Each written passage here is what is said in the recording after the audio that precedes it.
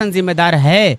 Indirectly silently प्रशासन ने भी उनका साथ दिया है दंगाइयों का। अगर प्रशासन चाहती तो ये दंगा कंट्रोल हो सकता था, रुक सकती थी। जहाँ पे 144 धारा लागू है वहाँ पर आखिर कैसे मदरसा जल गया? बिल्कुल, ये सवाल तो जिला प्रशासन और बिहार सरकार देगी कि धारा 144 लगने के बावजूद मदरसा कैसे जला। और एक बार जब हम गए थे वहाँ पे विजिट किया स्पॉट पे, तो वहाँ की महिलाएं बता रही थी कि जब रात को 2 बजे बिहार पुलिस, नालंदा पुलिस जा रही थी तो घर तोड़ के, दरवाज़ा तोड़ के वो बच्चों को उठाने का काम कर रही थी, जो बेगुनाह है उनको उठाने का काम कर रही थी। और महिलाओं को जो है ये कह रही थी बिहार प्रशासन कि हम यहाँ दोबारा गुजरात बनाएंगे, तुम्हारे साथ जो है रेप करेंगे, तुम्हारे बच्चियों के साथ भी बलात्कार करेंगे। ये ऑन रिकॉर्ड है, ये कहा है बिहार प्रशासन जी। वहाँ की महिलाएं नमस्कार साथियों, स्वागत है आपका हमारे देश प्रेम न्यूज़ में। अभी हमारे साथ मौजूद है बिहार शरीफ से आए हुए शमीम अख्तर जी। इनसे हम जानने की कोशिश करेंगे कि जिस तरीके से बिहार शरीफ में हिंसा हुई है उसको लेकर के जिस तरीके से बताया जा रहा है कि वहाँ पर मस्जिद भी जलाई गई है, हिंदू की भी दुकान जलाए गए हैं, मुस्लिम के भी दुकान जलाए गए हैं। सर, आखिर ये घटना रामनवमी के दिन आखिर ये हुई क्यों सर? इसका कारण क्या था? कैसे हुई ये घटना? कहाँ से शुरू हुई? देखिए, ये क्यों हुई ये तो मैं नहीं बता सकता हूँ, कैसे हुई ये मैं बता सकता हूँ। ये क्यों हुई ये जो दंगाई हैं वो बताएंगे।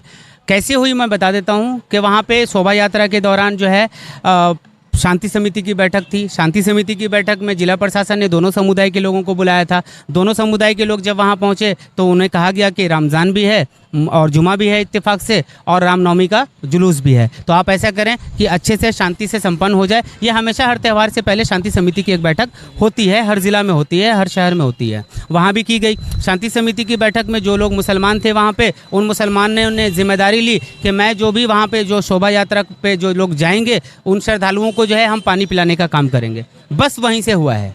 ये जो फसाद का जड़ है, ये बुनियाद है, ये वही है। वो जो पानी पिलाने का काम कर रहे थे, पानी पिला रहे थे, लेकिन उन्हीं में से कुछ लोग जो शोभा यात्रा को जा रहे थे उन्होंने उन पानी पिलाने वालों को, जो मुसलमान थे, जो चचा थे, दाढ़ी वाले, टोपी वाले, उन्हें जय श्री राम का नारा लगाने पे मजबूर किया गया। उन्हें मारा गया, पीटा गया, तलवार से हमला किया गया, 15-15 टाके लगे। और ये देखते देखते उन लोगों ने जब अटैक्स किया तो दोनों तरफ से पथराव होने लगा। नो डाउट पथराव हुआ, दोनों तरफ से पथराव हुआ। उसके बाद जो है वो आगजनी करने लगे। आगजनी जब करने लगे तो हज़ारों जो है शीशी के अंदर, बोतल के अंदर पेट्रोल बम वो लेकर आए थे। इसका मतलब है आप मेंटली प्रिपेयर्ड हैं, आप दंगा करने के लिए आप पहले से रेडी हैं, तैयारी पहले से थी। और 1 घंटे के अंदर अंदर पूरे शहर को, उस इलाके के पूरे इलाके को जो है आग के हवाले कर दिया गया। सिटी पैलेस जला दी, बड़ा सा ट्रांसपोर्ट है ढिल्लन ट्रांसपोर्ट, वो जला दिया गया। 2 बसें जो लग्जरी बस थी उसको जला दी गई। टायर की दुकान में आग लगा दी गई। मस्जिद, सबसे बड़ी बात है कि मस्जिद के मीनारों को नुकसान पहुंचाया गया, उसे तोड़ा गया, उसे शहीद करने की कोशिश की गई और उसके ऊपर भगवा झंडा लहरा दिया गया। वहाँ पे ये ग्राउंड रिपोर्ट है। आग भी लगाया गया मस्जिद कंपाउंड। 144 लगने के बाद आग लगाया गया? नहीं, ये दंगा भड़क चुका था। दंगा भड़कने के बाद जो है करीब 7 से 8 बजे के बीच में ये सारा काम हुआ है। रात के 10 बजे के करीब जो है धारा 144 लगा। लगभग 10 सवा 10 के बीच में धारा 144 लगा। धारा 144 लगने के बाद मदरसा अजीजिया को जलाया गया है। ये सवालिया निशान है। प्रशासन की कहीं ना कहीं तो ये सबसे बड़ी चूक है कि आखिर 144 धारा लगने के बावजूद मदरसा अजीजिया कैसे जला?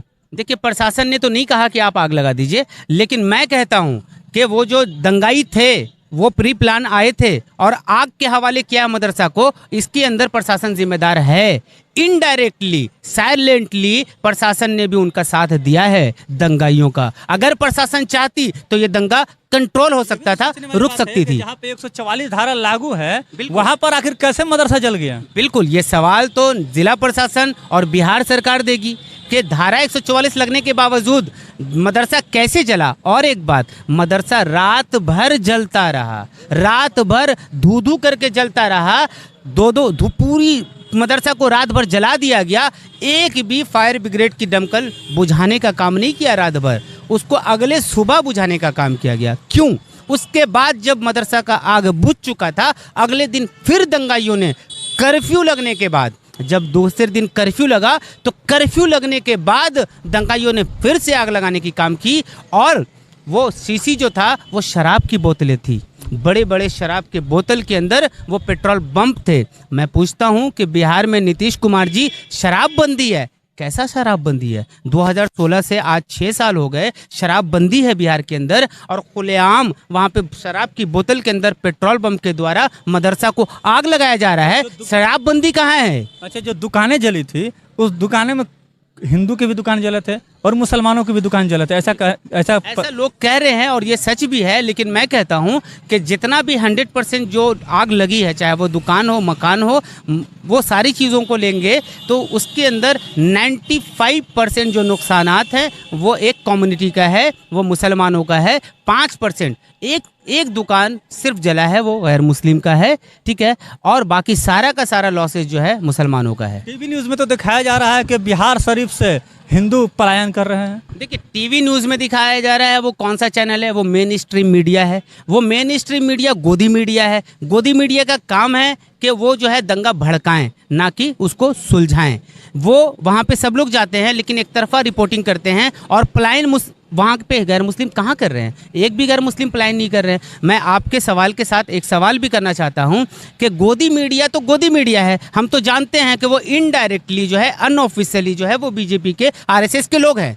लेकिन जो सो कॉल्ड सेकुलर जो जर्नलिस्ट हैं, रवीश कुमार जी, पुण्य प्रसून वाजपेयी जी और बाकी बहुत सारे, अभिसार शर्मा जी, बहुत सारे सो कॉल्ड जो है वो जर्नलिस्ट हैं जो सेकुलर हैं, उनके मुंह में भी आवाज़ नहीं है। बिहार दंगे को लेकर के वो लोग भी खामोश हैं। बिहार के अंदर जो मुसलमानों का लॉस हुआ है, मदरसा जलाया गया है, वो भी सब चुप्पी साधे हुए हैं। कहीं ना कहीं तो हमें आपके ऊपर भी शक होता है कि आप भी आरएसएस के एजेंट हैं। आप सिर्फ जो है मुद्दों को डाइवर्ट करते हैं। आप अगर हक बात बोलते हैं तो क्या ये हक नहीं है?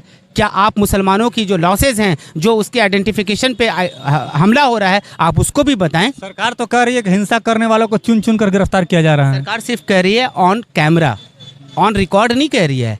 आज मैं बिहार सरकार के पास ये मेमोरेंडम लेकर जा रहा हूँ और चार डिमांड कर रहा हूँ कि बिहार सरकार सबसे पहले बिहार शरीफ दंगे का जो है उच्च स्तरीय जांच किया जाए। पहला डिमांड हमारा है। दूसरा डिमांड है कि जो दंगा हुआ है उस दंगे में जो भी दोषी लोग हैं, जो एक्चुअल गुनाहगार हैं, उसकी गिरफ्तारी होनी चाहिए। वो अभी भी आज़ाद घूम रहे हैं। जिनका नुकसान हुआ उनको, जिनका नुकसान हुआ है वो डिमांड भी मैं बता रहा हूँ आपको। ये दूसरा डिमांड है कि जो दंगाई हैं उन्हें चुन चुन के गिरफ्तार किया जाए, उनकी गिरफ्तारी होनी चाहिए। और तीसरा डिमांड है जिनका भी नुकसान हुआ हो, सारे समुदाय के लोगों को, उनको मुआवजा मिलना चाहिए और उनको भत्ता मिलना चाहिए। और चौथा और आखिरी डिमांड है कि मदरसा को फिर से निर्माण करके उसके अंदर जो एजुकेशन सिस्टम को फिर से बहाल किया जाए। तो सबसे बड़ा सवाल ये बताइए अख्तर जी कि आखिर दंगा करने वाले लोग को बताया जा रहा है कि वो बाहरी थे, वो बिहार शरीफ के थे ही नहीं। बिहार शरीफ के ही थे और नालंदा ज़िला के ही लोग थे। वो बाहर के चंद लोग होंगे, 2 4 10 लोग, बाकी मैक्सिमम लोग जो है वो वहीं के थे, उसी ज़िला के थे। तो आखिर वो जो हिंसा करने वाले लोग थे, आखिर वो कौन थे? कौन लोग थे जो हिंसा किए और पूरे बिहार, यानी खास करके बिहार शरीफ और सासाराम को जलाने का काम किया? और उस आग में ये चाहते थे कि पूरे बिहार को जलाया जाए, लेकिन वो तक नाकाम रही और 2 जिला को इन्होंने जलाने की कोशिश की और ये नाकाम भी हुए। लेकिन पुलिस प्रशासन की जो तत्परता थी, आपको क्या लगता है कि पुलिस प्रशासन की चूक है या नहीं? पुलिस प्रशासन की तो बिल्कुल भी चूक है। और ये वो टीम है, आपने पूछा वो कौन लोग हैं? ये भगवा ब्रिगेड लोग हैं, ये मोहन भागवत के लोग हैं, ये आरएसएस के लोग हैं, ये बजरंग दल के लोग हैं। बजरंग दल ने जो शोभा यात्रा निकाला था, जिसके संयोजक, जिसके जिला अध्यक्ष, जिसके बिहार के प्रदेश अध्यक्ष और बजरंग दल के सारे कार्यकर्ता और सारे लीडर जिम्मेदार हैं, ये वही दंगाई लोग हैं। बीजेपी तो कह रही है कि सबसे पहले जो ईटा पत्थर जो चला वो मुसलमानों ने चलाई है। मुसलमानों के पास कोई और काम नहीं है क्या मोदी जी? अमित शाह ने जो कहा था कि दंगाइयों को उल्टा बांध के लटका दिया जाएगा, तो आप दंगाइयों को लटकाने का काम तो करें। आप सिर्फ बोलने का काम कर रहे हैं। दंगाई कौन है उन्हें चुन चुन के चिन्हित करके लटकाने का काम कर रहे हैं। दंगाई बजरंग दल वाले लोग हैं। अगर आप बताइए दंगाई हम होते तो नुकसान किसका ज़्यादा होता? मुसलमानों का होता। अच्छा, अभी आप कह रहे थे कि वहाँ की प्रशासन जो है वही मदद नहीं, प्रशासन बोल रही कि हम गुजरात बना देंगे। कौन से प्रशासन? प्रशासन ने कहा है, ऐसा सुनने को मिला है। वहाँ की महिलाओं ने कहा है। जब हम गए थे वहाँ पे विजिट किया स्पॉट पे, तो वहाँ की महिलाएं बता रही थी कि जब रात को 2 बजे बिहार पुलिस, नालंदा पुलिस जा रही थी तो घर तोड़ के, दरवाज़ा तोड़ के वो बच्चों को उठाने का काम कर रही थी, जो बेगुनाह है उनको उठाने का काम कर रही थी। और महिलाओं को जो है ये कह रही थी बिहार प्रशासन कि हम यहाँ दोबारा गुजरात बनाएंगे, तुम्हारे साथ जो है रेप करेंगे। तुम्हारे बच्चियों के साथ भी बलात्कार करेंगे। ये ऑन रिकॉर्ड है, ये कहा है बिहार सरकार जी। वहाँ की महिलाएं चश्मदीद है, उन्होंने कहा है, मेरे पास वीडियो है, आप कहेंगे तो मैं उनसे मिलवा भी दूंगा आपको। चलिए, तो ये थे अख्तर जी जो कि बिहार शरीफ से चलकर आए हैं। इन्होंने बताया कि वहाँ पर जिस तरीके से बिहार प्रशासन की टीम है, पुलिस है, वहाँ पर औरतों के घर में जाकर के बोलती है कि तुम लोग हम लोग बलात्कार कर देंगे, गुजरात बना देंगे बिहार की। इसकी पुष्टि मैं नहीं करता हूँ, ये कर रहे हैं, ठीक है, इसकी पुष्टि मेरी चैनल नहीं करती है। तो ऐसा कहना है इनका कि वहाँ पर प्रशासन के द्वारा लगातार दबाव डाला जा रहा है। और प्रशासन चाहती तो ये जो मदरसा अजीजिया है ये नहीं जलता। प्रशासन अगर चाहती तो ये दंगा भी इतना बड़ा नहीं हो पाता। तो साथियों, आपकी क्या प्रतिक्रिया कमेंट्स में जवाब जरूर दें। अगर आपने हमारे फेसबुक पेज को फॉलो नहीं किया तो फॉलो कर लीजिए, यूट्यूब चैनल को सब्सक्राइब कर लीजिए। धन्यवाद साथियों। आप देख रहे हैं देश प्रेम न्यूज।